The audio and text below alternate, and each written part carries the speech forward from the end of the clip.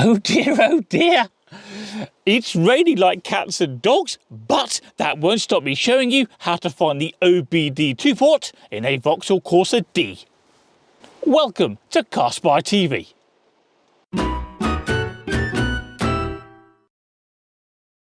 Right, OBD stands for Onboard Diagnostics, and if a warning light appears down here on the instrument cluster that suggests there's something wrong with the car, the check engine light, for example, then you can connect a scanning tool, such as this one, to the car's diagnostic port. This tool will then pull a code from the car's computer, and that code will suggest what's wrong.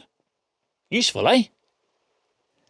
Now, to find the OBD2 port, we're going to start with the gear stick, and I'm just going to move it down into fourth, like so, because we need to look up there, and moving the gear stick gives me a little bit more room for my camera. So follow me along. And can you see that hole in the plastic trim? Well, behind that is a black connector, and that is the OBD2 port. There you go, that was nice and simple. Now, I will be doing some more tips and tricks for the Vauxhall Corsa D, so if you haven't already subscribed to Car Spy TV, you're more than welcome to do so. Still raining.